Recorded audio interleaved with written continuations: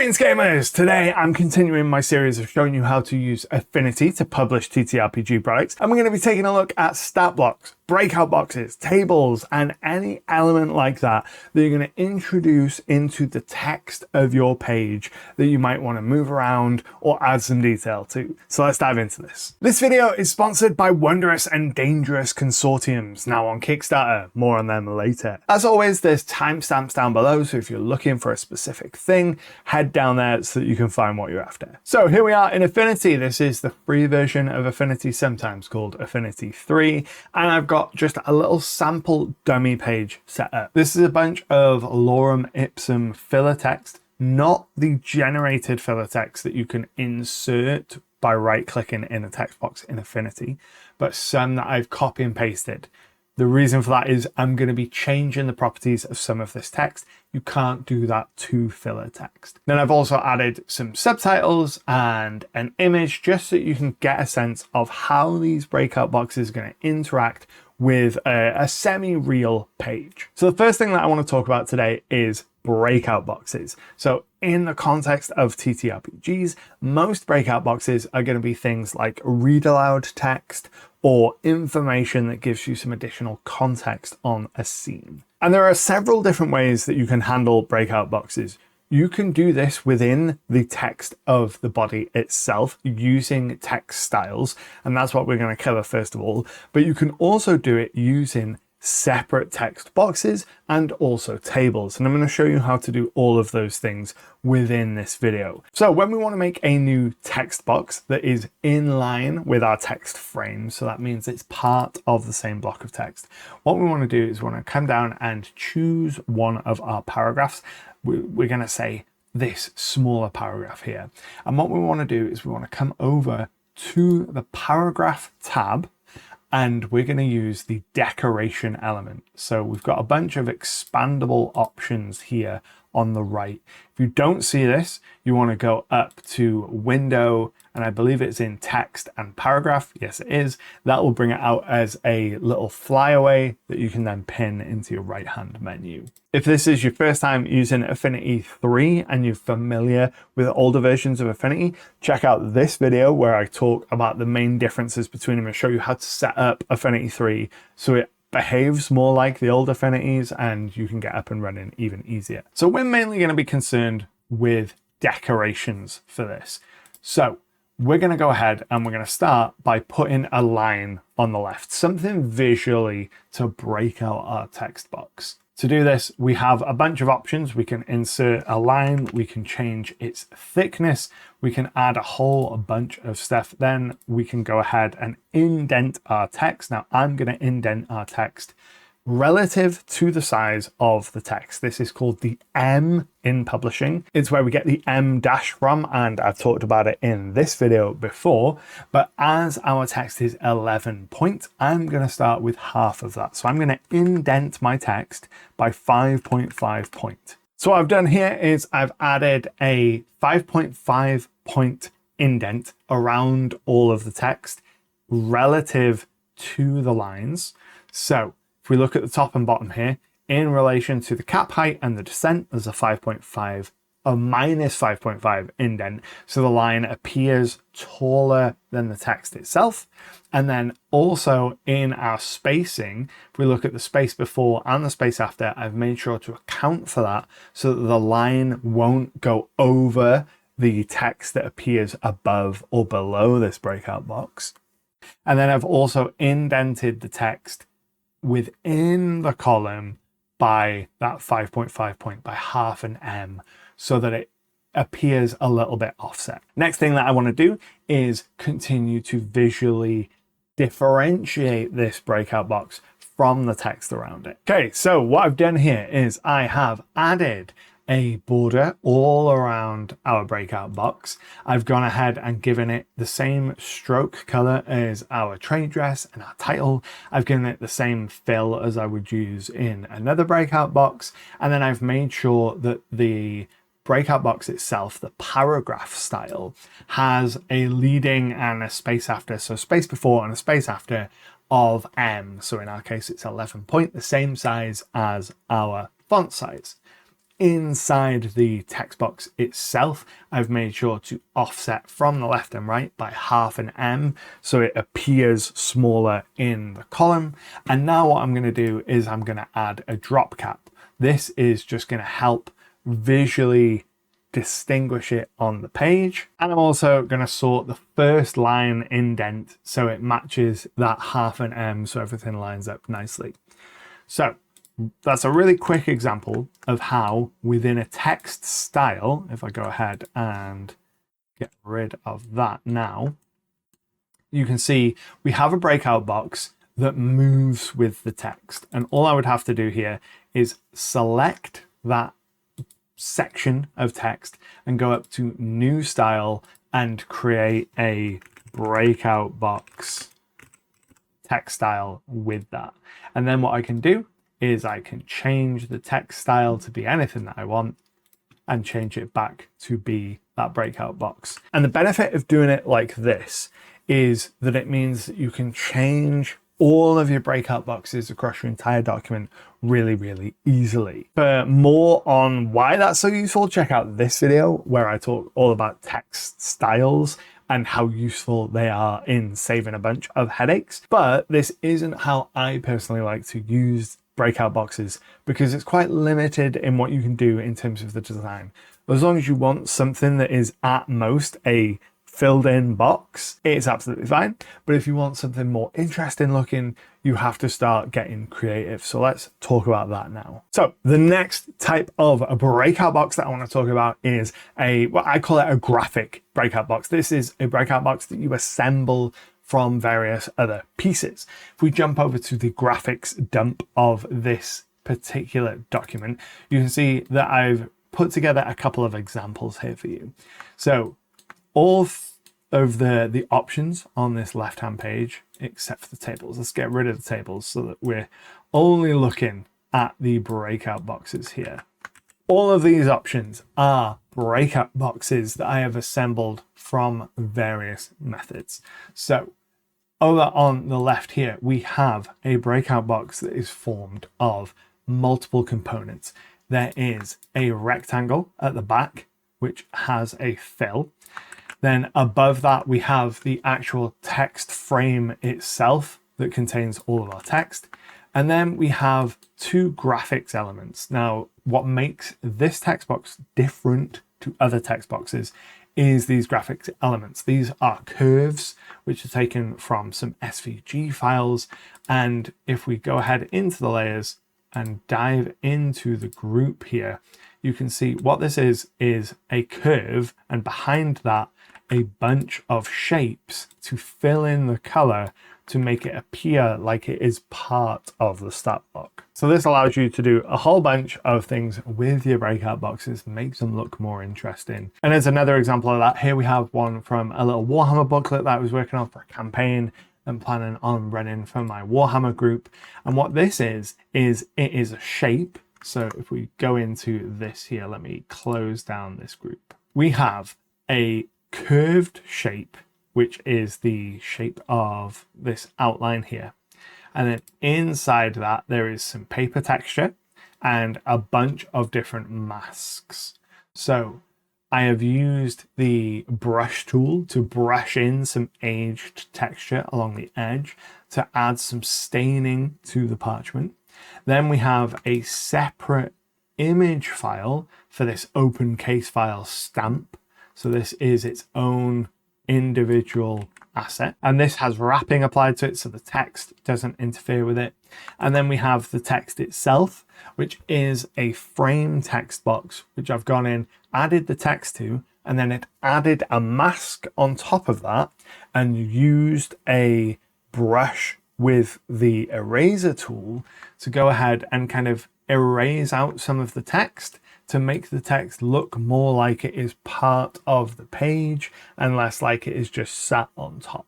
So there is a lot that you can do with a breakout box in terms of its visual style, but once you have made it, you need to be able to add it to the page and have it interact with the page in a way that's not going to drive you wild. So for this, we're just going to use this small breakout box here. We're going to copy it and we're going to paste it into our page.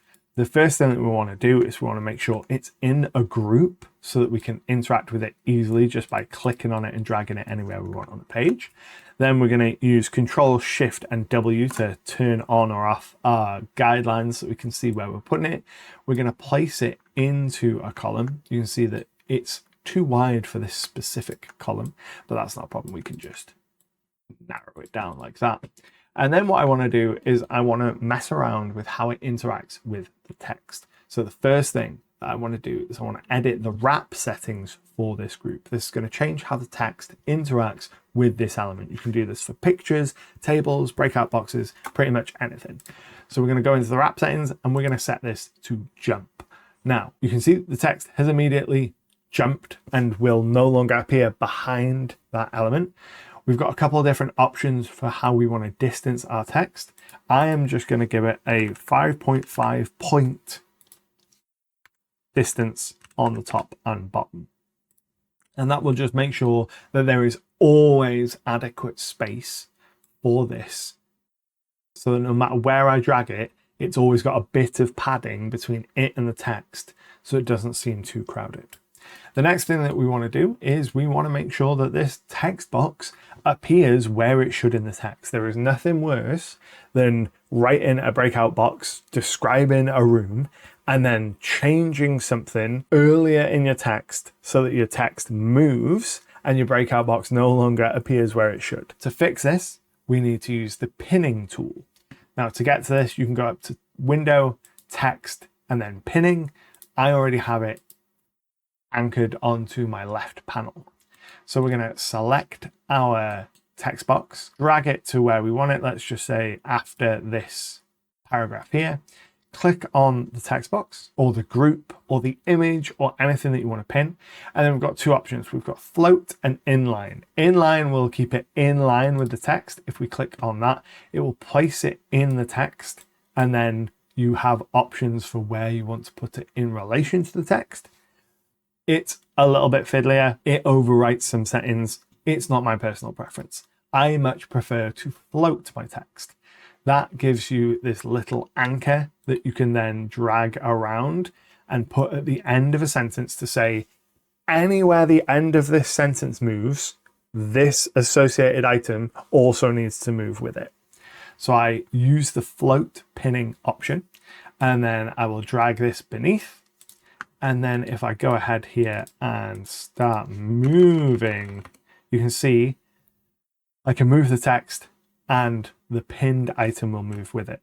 Now, this will cause some problems where if your text doesn't go over the bounds of the column or the text box, but the item does, the item can kind of freak out about that. So all we need to do for that is come into the inline settings and just click keep within bounds. And then we have the option for on overlap, whether we want to pack it horizontally, stack it vertically, or how we want to handle that. I've talked a lot about using factions to improve the texture of your world building, which is why I'm super pleased that today's video is sponsored by Wondrous and Dangerous Consortiums, now on Kickstarter. This book is a world building toolbox packed with detailed guilds, cults, mercenary companies, secret societies, political factions, and rivalry systems designed to create those emergent stories that react to your players' choices and provide consequences for their actions. You can also get the setting guide for the world of Zendria,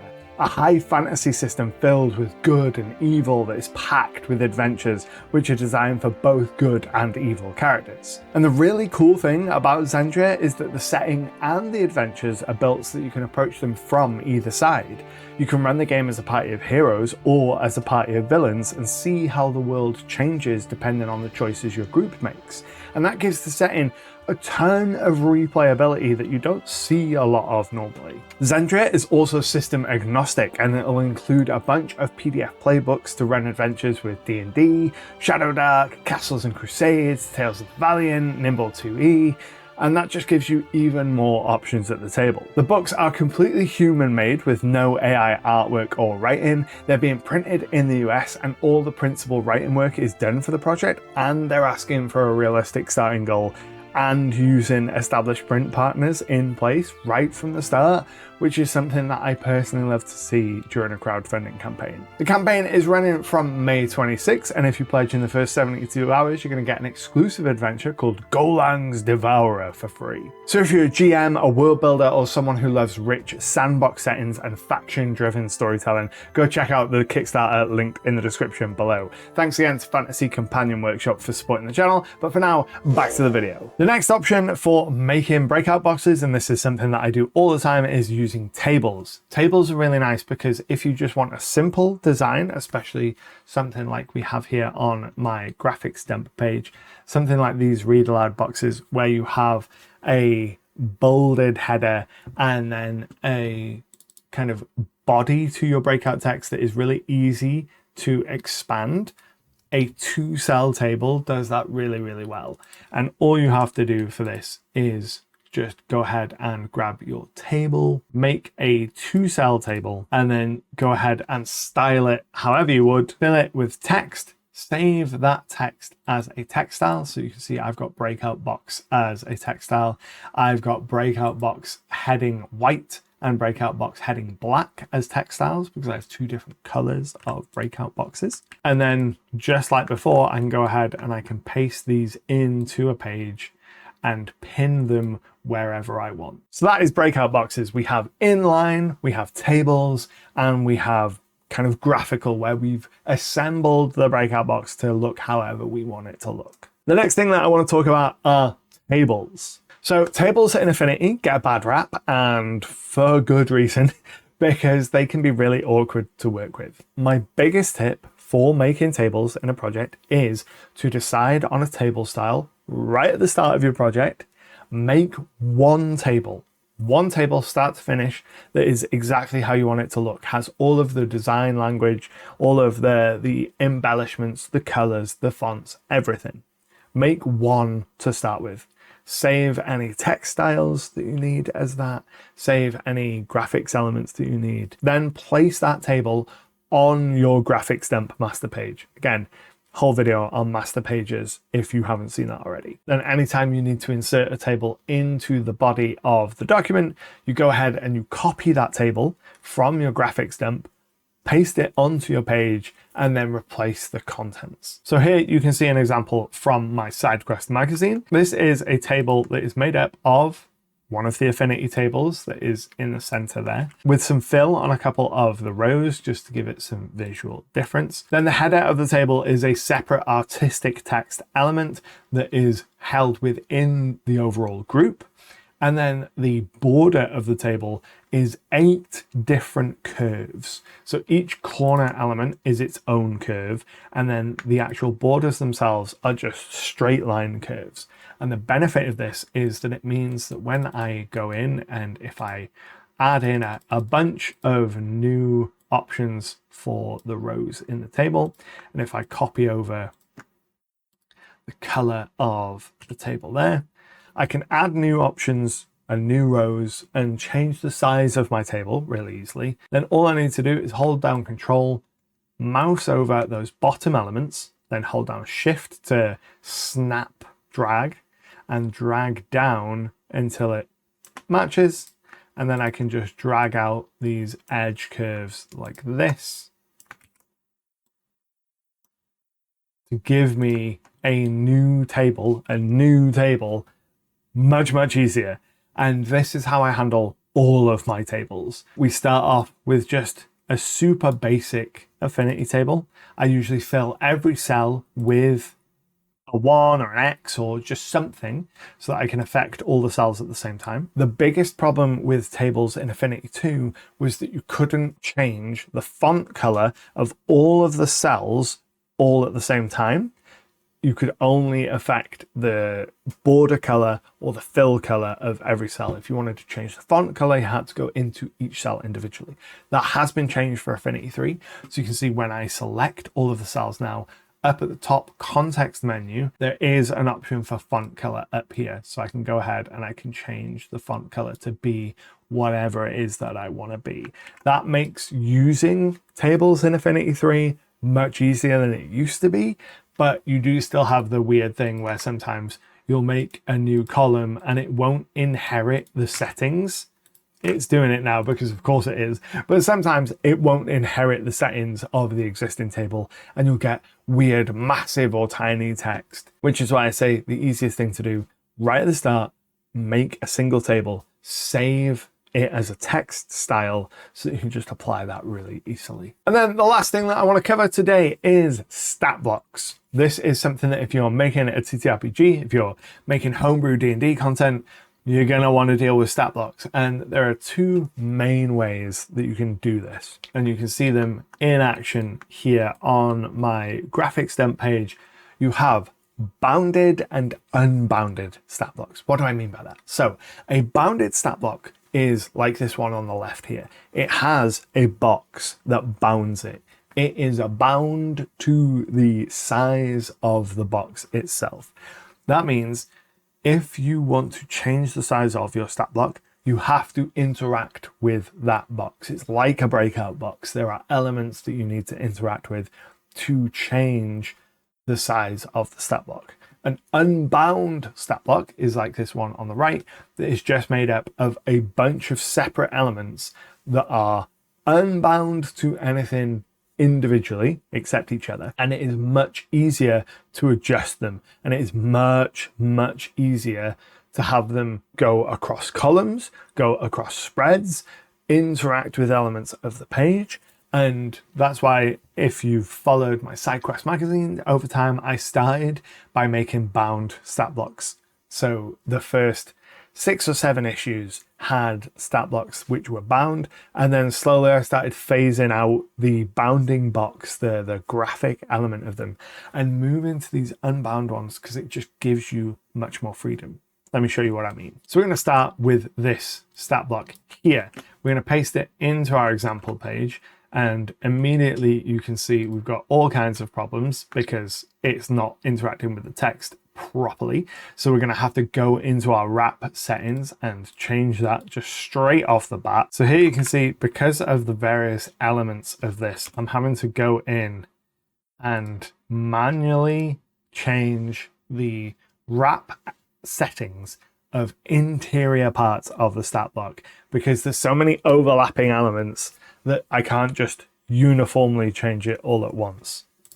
An immediate problem of the bound Statblock. Another problem is you can see that this Statblock isn't the right width. If I want to change that, not only do I have to change all of the individual elements, I've got to go in and I've got to change the box that it is bound to. So if we go ahead to the layers here, I've got to find the rectangle, I've got to widen that out so that it fits, and then I've got to go through and find each individual element and make sure that they are all also matching up with the size of the column. And it's just tedious work. Like, unless you get it exactly right the first time, which once you've done it a couple times, you'll get better at doing, but it's just so tedious. It also makes for a real pain in the ass if you want to have a Statblock break over 2 columns.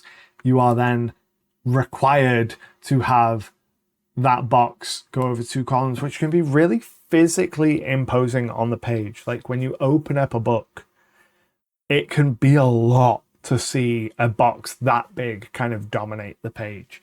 Makes it quite difficult to put art on the page depending on what assets you've got and how you use those assets. It can just, it's a problem. Instead, I much prefer to take my unbound Statblock here and then go ahead and paste that in to our example page. And rather than dealing with any kind of wrapping problems here, all I have to do is just move one of the text blocks because I know that this is going to occupy the entire column. And what this is made up of is some artistic text for the title and for the tagline, which is common with 5.5 creatures. Then it is a bunch of frame text for all of the following elements except for the stat block array, which is a table. That's just so I can paste in from spreadsheets because I do a lot of my monster design in spreadsheets for calculating stuff. And then each of these elements is its own separate frame text tool made up of one or more different text styles. So in here we have the Statblocks text style, but then we also have Statblocks bold as a text style for characters because it changes the color and the weight of the typeface. It also means if I wanted to add some traits to this monster, let's say, I could really easily go ahead and just move the parts that I need to move. Let's say it's actions and it's bonus actions. And then I could go ahead and add in some traits here and just rename that to traits and go ahead and insert some filler text so that it looks reasonable, and very quickly I can adjust what's happening in a monster's stat block. All of these separating elements here are made up of SVGs and curves. So we've got little circles and curve lines that go into an SVG curve, which means that I can recolor them, can change their position really easily. When I'm setting up the document, I color these to a global color. So if at any point that I want to change them, that's really easy to do. I've talked about that in a video before. And I do the same with all of my headings and all of my kind of stat block bold colors, which I use a separate color for. And it just makes creating stat blocks much, much easier than using a bound stat block. So that's how I add breakout boxes, tables, stat blocks to my documents in Affinity. If you've got any questions, throw them down in the comments below. And if there is something about Affinity that you want to see me make a video on, a specific topic or technique, let me know down there below. If you want to keep watching, check out this video where I talk about text styles and how important they are to keeping your sanity on a long-term project. But until next time, happy gaming.